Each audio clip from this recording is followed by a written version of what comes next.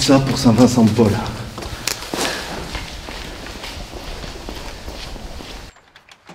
Tous les lundis matins, depuis presque un mois, Pierre Fontaine fait le tour des accueils paroissiaux autour de Valence. Le responsable du service diaconie du diocèse y récupère les caisses remplies de denrées alimentaires collectées à la sortie des messes de la semaine ou du week-end. C'est l'opération solidaire et fraternelle, le panier du frère. Ces paniers sont ensuite remis à l'association Saint-Vincent-de-Paul à Valence qui est chargée de les distribuer. Ça permet de donner aux personnes qui ont le plus grand besoin de la marchandise de qualité parce qu'elle est redistribuée tout de suite après sa réception. Donc c'est très important pour nous, oui. 30 à 40 familles par semaine qui bénéficient de ce don du frère. Et il y a une très importante progression de la demande. Il y a un mois de ça, en gros, on était à 25 colis semaine. On est en train de passer à 40. Une demande très forte, qu'on a du mal d'ailleurs à maîtriser. À Valence, dans la paroisse Notre-Dame des Peuples, la mobilisation a rapidement été au rendez-vous à Saint-Pédis comme à Sainte-Claire, où les habitués ne donnent pas forcément qu'une seule fois. Tous les dimanches, il y a un panier, il y a plusieurs paniers quelquefois, Voilà, je trouve que c'est important. Peut-être que je rapporterai encore, parce que je pense qu'il y en a besoin encore pendant quelques temps.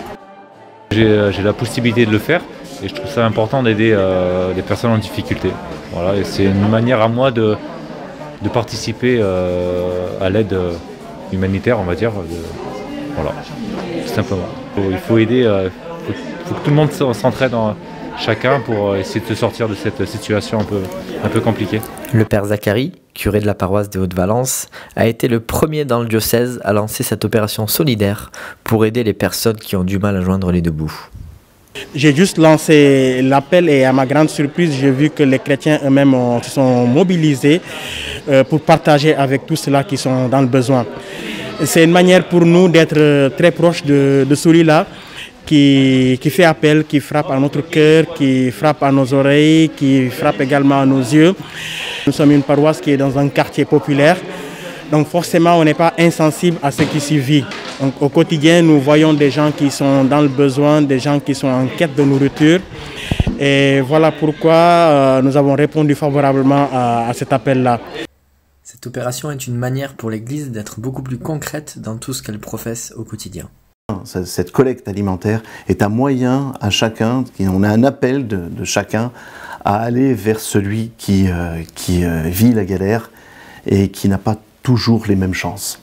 Il y a énormément, il y a aussi cette semaine plutôt, des produits d'hygiène et puis également des serviettes hygiéniques. Une demande de beaucoup parce que ça coûte cher et donc les gens et les femmes en ont besoin. Parce qu'il n'y a pas que le ventre qu'on soigne, il y a aussi l'hygiène et la dignité des gens, pouvoir se laver. Je reprendrai toujours l'expression qui a été véhiculée pendant des années à l'Armée du Salut, c'est soupe, savon, salut. C'est-à-dire que se nourrir,